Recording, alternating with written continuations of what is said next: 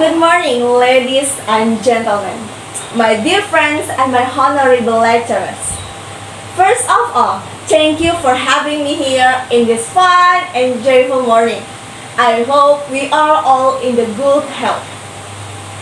Here, I want to deliver my speech about the intensity of learning in the era of the COVID-19 pandemic.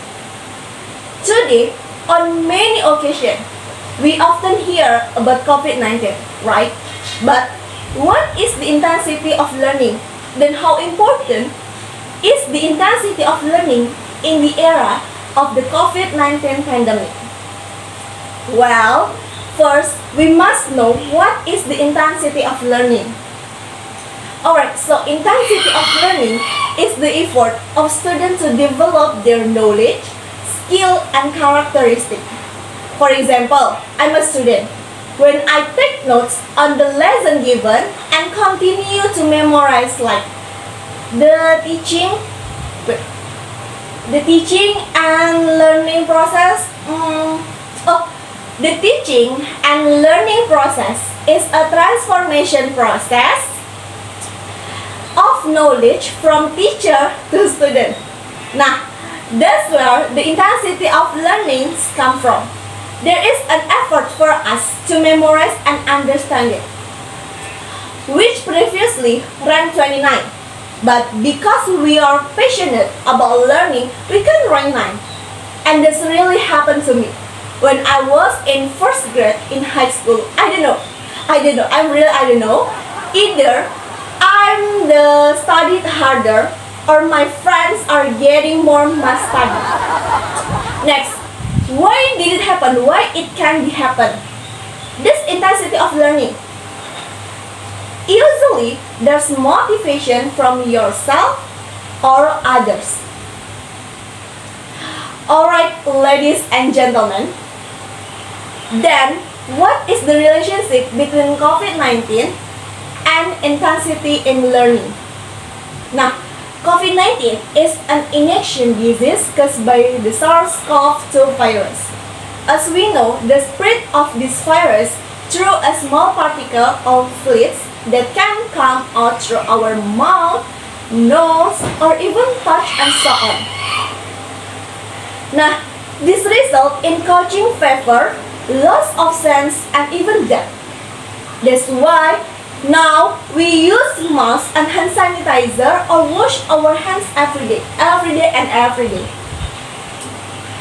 Now, so that's why the World Health Organization or WHO declared this coronavirus as a pandemic on March 11, 2020. This is what made the government rush to implement a lockdown or quarantine, where all citizens are prohibited from gathering and limiting of activities outside the homes, such as educational activities, which have now been carried out through online learning. As we know, learning activities in the world, especially in Indonesia, are generally carried out directly, meet each other and gather in what we call school. Although we can do learning anywhere, we learn at school not only to go ceremonies, graduation, and hang our graduation on wall our homes. No, I said no. In this school, we carry out all teaching and learning activities such as training and gaining knowledge to prepare ourselves to face situations in real life. And here, we also see the intensity of learning directly. However, it's clear and certain COVID-19 greatly affects the intensity of learning because of restriction on movement. But this is tricked by technological, namely the internet and social media. They can help everyone to explore all kinds of things to meet or maintain the intensity of learning itself. Like YouTube for students to see how something is done. Like WA or Telegram to communicate, such as Zoom or Meet for us to discussion and see someone's condition even though virtually. this kind of learning system make the student feel boring because of the narrow space for movement of the student, which make them less active and the intensity of learning decrease. But it all comes back and asks to ourselves, can we keep up the intensity of learning even though we are online? How can we still be proud of our parents in terms of academic?